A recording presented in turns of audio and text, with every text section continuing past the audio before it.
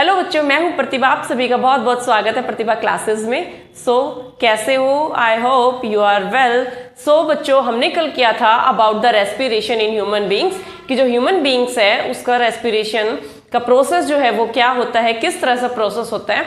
आज हम करने वाले हैं मैकेनिज्म ऑफ ब्रीदिंग की जो ब्रीदिंग है उसका क्या मैकेनिज्म होता है कि जो ब्रीदिंग है आप अंदर की तरफ ब्रीद करते हो तब क्या होता है और बाहर की तरफ ब्रीद करते हो तो क्या होता है। तो ब्रीदिंग जो है that is a mechanical process. जो ब्रीदिंग है वो क्या है, एक मैकेनिकल प्रोसेस है and it involves renewal of air in the lungs. इसमें क्या होता है कि एयर का रिन्यूअल होता है लंग्स के अंदर, एयर क्या होती है, रिन्यूअल होती है लंग्स के अंदर and it is completed in 2 step. 1 क्या होता है आपका inhalation is also known as inspiration और सेकेंड आपका क्या होता है बच्चों, exhalation and exhalation is also known as expiration.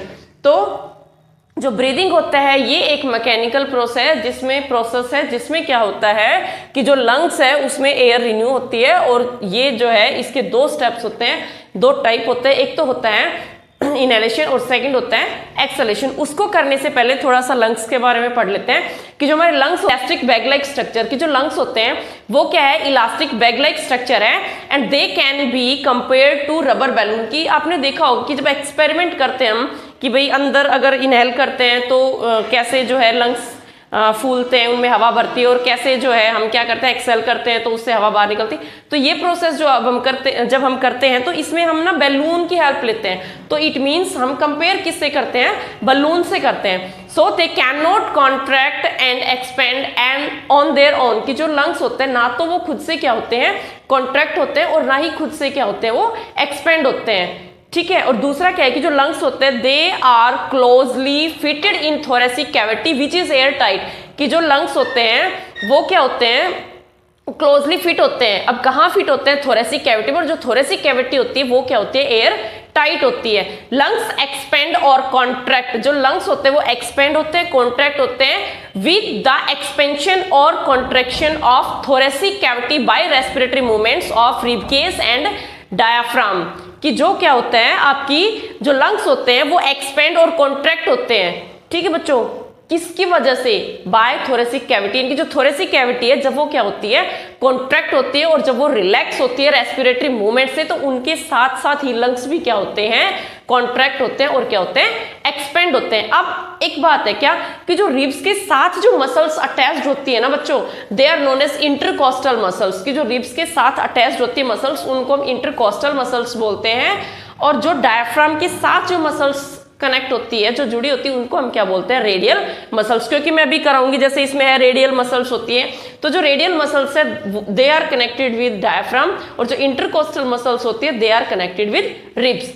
Late us start कि सबसे पहले हम क्या करेंगे इनहेलेशन, ठीक है। लंग्स से समझ आ गया कि वो क्या इलास्टिक बैग है, ना खुद से एक्सपेंड होता है ना क्या होता है कॉन्ट्रैक्ट होता है, किसकी हेल्प से होता है, थोरेसिक कैविटी के साथ साथ एक्सपेंड और वो क्या होता है कॉन्ट्रैक्ट होता है।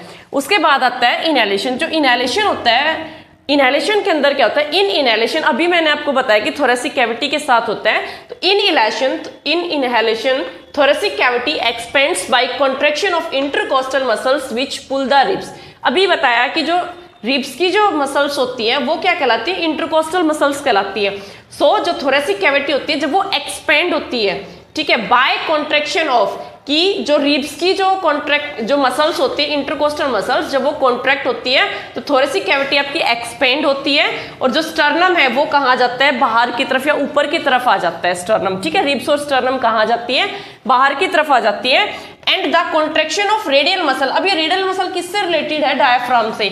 तो जो रेडियल मसल का कॉन्ट्रैक्शन होता है उसकी वजह से डायफ्राम क्या हो जाता है, फ्लैट हो जाता है, ठीक है। क्या हो जाता है, डायफ्राम फ्लैट हो जाता है एंड दस volume of thoracic cavity increase and lungs expand. अब क्या होता है कि जो थोरेसिक कैविटी का जो वॉल्यूम होता है ना वो क्या हो जाता है, बढ़ जाता है और उसकी वजह से लंग्स क्या हो जाते हैं, एक्सपेंड हो जाते हैं। अब लंग्स एक्सपेंड हो गए तो जो एयर प्रेशर है लंग्स के अंदर वो क्या हो जाएगा, कम हो जाएगा, एयर प्रेशर डिक्रीज हो जाएगा।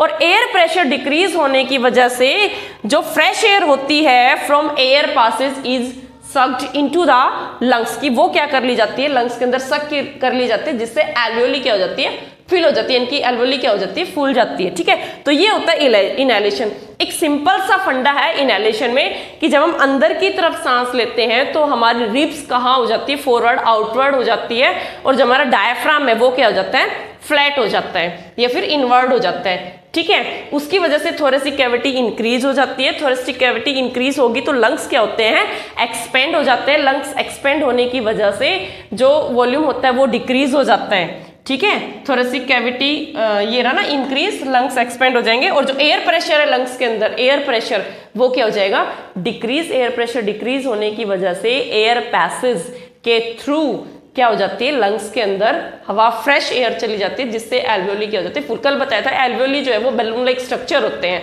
ठीक है, तो वो इंक्रीज होने के साथ साथ उसके अंदर हवा भर जाती है, और डिक्रीज होने के साथ हवा निकल जाती है, वो हम पढ़ेंगे एक्सलेशन के अंदर। Got it? तो इनहेलेशन समझ आया।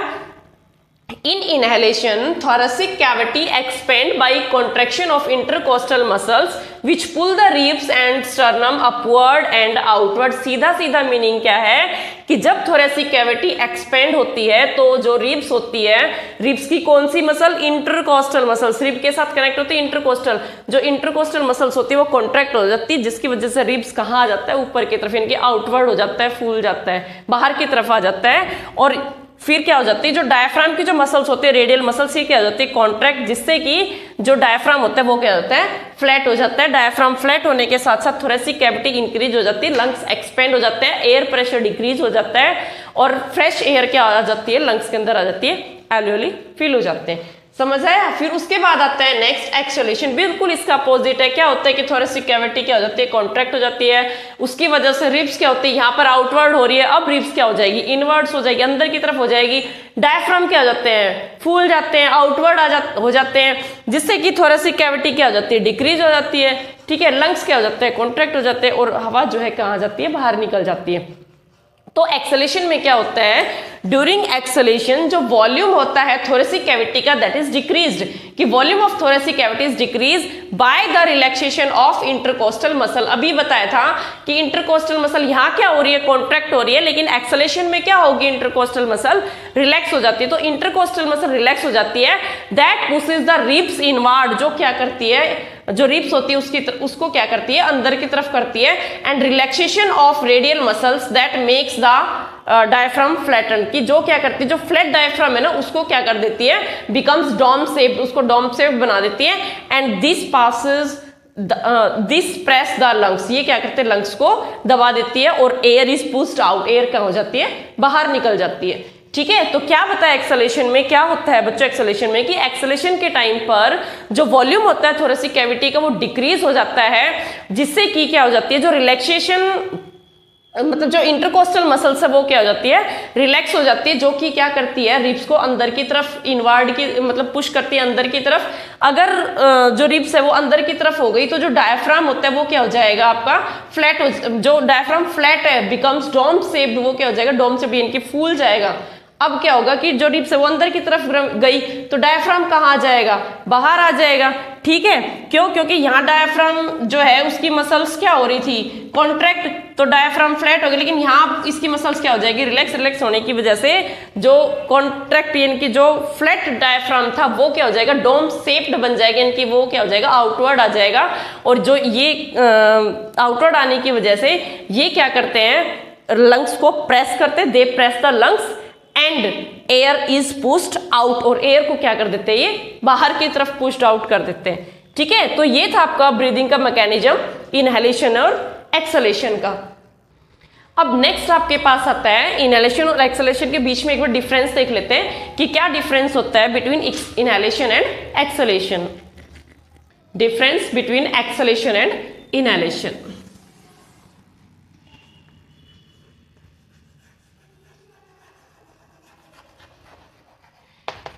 Inhalation is also called inspiration, और एक्सलेशन को हम क्या बोलते हैं, एक्सपीरेशन। अभी बताया था कि जो इनहेलेशन है इसमें क्या होता है, bringing in of fresh air, की इसमें क्या जाती है, आपकी फ्रेश एयर जाती है, और एक्सलेशन क्या करता है, it is passing out of fall air. ठीक है, तो ये क्या करता है, it brings it bringing fresh air, fresh air. Inhalation में जब अंदर लेते हैं तो हम क्या करते हैं, फ्रेश एयर लेते हैं। अब फ्रेश एयर लेते कहां से हैं, फ्रॉम आउटसाइड।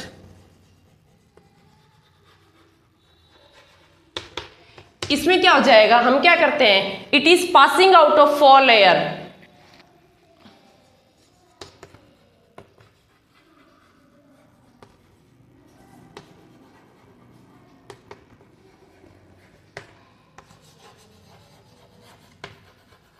और फॉल एयर कहां पास करेगा, टू आउटसाइड। यहां क्या कर रहा है, अंदर ले रहा है, और यहां क्या कर रहा है, बाहर निकाल रहा है। अच्छा, अब सेकंड मैंने आपको बताया था कि इनहेलेशन में रिब्स का क्या होता है, रिब्स क्या होते हैं, पुस्ट आउटवर्ड यानी कि बाहर की तरफ आते हैं, अपवर्ड आते हैं। डायफ्राम क्या हो जाते हैं, कॉन्ट्रैक्ट हो जाते हैं। तो रिब्स क्या करते हैं,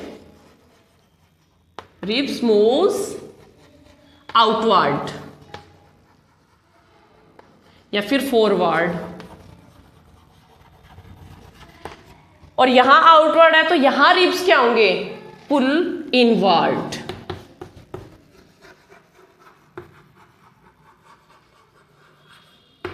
ठीक है, डायफ्राम बाहर की तरफ है तो डायफ्राम कहां होगा, diaphragm contract and flat. Diaphragm क्या हो जाता है, कॉन्ट्रैक्ट हो जाता है एंड फ्लैट हो जाता है। Diaphragm becomes contract and flat।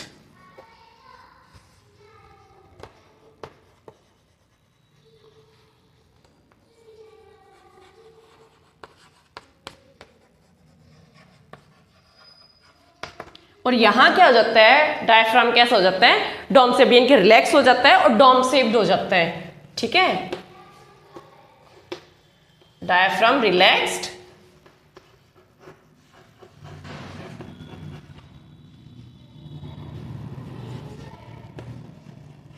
Relax हो जाता है एंड डोम शेप यानी कि फिर से क्या हो जाता है, हवा भर जाता, मतलब फूल जाता है, आउटवर्ड हो जाता है, डोम शेप्ड। फिर फोर्थ आपके पास आता है कि जो थोरेसिक कैविटी होती है वो क्या हो जाती है, इंक्रीज। अभी बताया था ना कि थोरेसिक कैविटी इंक्रीज हो जाती है, यहां क्या हो जाती है, थोरेसिक कैविटी डिक्रीज। क्या हो जाती है, इंक्रीज।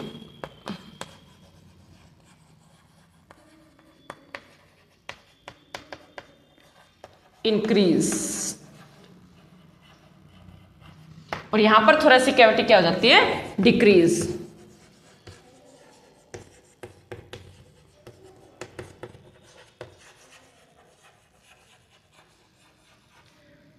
फिर उसके बाद क्या लिखेंगे, जो इनहेलेशन है ना, इट इज एक्टिव प्रोसेस। कैसा प्रोसेस है, एक्टिव। और एक्सलेशन क्या है, एक्सलेशन क्या है, पैसिव प्रोसेस है। लेकिन उससे पहले क्या है कि अभी थोरेसिक कैविटी के बाद मैंने बताया था कि इनहेलेशन में क्या होता है कि जो एयर प्रेशर होता है ना वो क्या हो जाता है, डिक्रीज। तो क्या लिखेंगे फिफ्थ पे कि जो एयर प्रेशर होता है, एयर प्रेशर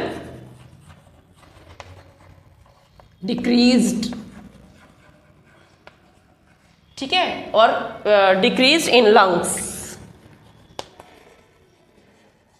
और यहां पर क्या हो जाता है, air pressure increased in lungs. और लास्ट आपका आता है कि जो आपका इनहेलेशन होता है ये कैसा प्रोसेस है, एक्टिव। कैसा प्रोसेस है, एक्टिव। और ये कैसा प्रोसेस है, एक्सलेशन पैसिव। कैसा प्रोसेस है बच्चों, पैसिव। तो ये इनके बीच में डिफरेंसेस है, इंपॉर्टेंट और मेन यही है कि इनहेलेशन और एक्सलेशन में क्या होता है। अभी हमने प्रोसेस पढ़ा है कि इनहेलेशन क्या होता है, एक्सलेशन क्या होता है, तो इनके बीच में थोड़ा डिफरेंस देख ले। फर्स्ट आता है इनहेलेशन, क्या करते हो, फ्रेश एयर को अंदर लेते हो, तो it brings fresh air from outside. It bringing, यह क्या लाता है, फ्रेश एयर लाता है। ठीक है, इट ब्रिंगिंग इन, बस ठीक है, it bringing fresh air from outside, it bringing in. ठीक है, अंदर की तरफ क्या लाता है, फ्रेश एयर लाता है आउटसाइड से। और ये क्या करता है, it is passing out foul air to outside, कि ये क्या करता है, जो फॉल एयर होती है फिर कार्बन डाइऑक्साइड होती है उसको क्या करता है, बाहर करता है। फिर इसमें क्या होता है, रिब्स जो होती है दैट मूव्स आउटवर्ड और फॉरवर्ड, कि ये जो रिब्स होती है वो क्या हो जाती है, आउटवर्ड, फॉरवर्ड, अपवर्ड। ठीक है, कुछ भी हम इसको बोल सकते हो, अपवर्ड भी यहाँ यूज कर सकते हैं, अपवर्ड।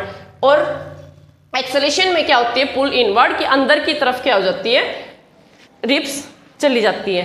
डायफ्राम क्या हो जाता है, अगर रिब्स बाहर की तरफ है तो जो डायफ्राम होता है वो क्या हो जाता है, बिकम्स कॉन्ट्रैक्ट एंड फ्लैट हो जाता है, और ये रिब्स अंदर की तरफ चली जाती है, डायफ्राम बाहर आ जाता है, रिलैक्स हो जाता है और डायफ्राम डोम शेप्ड का हो जाता है। एयर थोरेसिक कैविटी इंक्रीज हो जाती है, अभी बताया था थोरेसिक कैविटी इसमें क्या होता है, डिक्रीज, क्योंकि जब मैंने आपको लंग्स बताया था तो लंग्स के साथ ये बताया था कि जो लंग्स है वो अपने आप से ना तो क्या करते हैं, एक्सपेंड होते हैं, ना ही क्या करते हैं, कॉन्ट्रैक्ट होते हैं। तो ये थोरेसिक कैविटी के साथ साथ ही क्या होते हैं, लंग्स डिक्रीज और इंक्रीज होते हैं। तो थोरेसिक कैविटी यहाँ इंक्रीज होती है तो एयर प्रेशर लंग्स के अंदर डिक्रीज होता है, यहाँ पर थोरेसिक कैविटी डिक्रीज होती है तो एयर प्रेशर लंग के अंदर इंक्रीज होता है। और जो इनहेलेशन है इट इज एक्टिव प्रोसेस और exhalation is a passive process. ठीक है, तो आज का सेशन यहीं तक रहेगा। तो बेटा ये जितनी भी वीडियो मैंने आपको बताया, रेस्पिरेशन आपको कराया, डाइजेस्टिव, तब तक देखते रहा करो, तब तक सारे डाउट्स आपके क्लियर नहीं हो जाए, बार बार देखते रहा करो। और वैसे तो ऐसी कोई प्रॉब्लम आएगी नहीं कि आपको डाउट हो, लेकिन फिर भी अगर जब तक आप इनको बेटा वीडियो को देखते रहो, जब तक पूरी तरह से क्या नहीं हो जाए, आपके दिमाग में फिट ना हो जाए, क्योंकि एग्जाम पास में ही है। ठीक है, कहीं और जाने की जरूरत नहीं है, यहाँ से आप देखोगे तो सारे डाउट्स आपके क्लियर हो जाएंगे। सो नेक्स्ट वीडियो में मिलते हैं, तब तक आप रिवाइज करते रहो जितनी भी वीडियो है, जो मैंने आपको कराया है, डाइजेशन है, रेस्पिरेशन है, ठीक है, तो उन सबको रिवाइज करते रहो। तब तक के लिए वीडियो को लाइक शेयर सब्सक्राइब करना ना भूलें, पढ़ते रहें, अपनी तैयारी अच्छे से करते रहें। मिलते हैं नेक्स्ट वीडियो में। Thank you, have a nice day.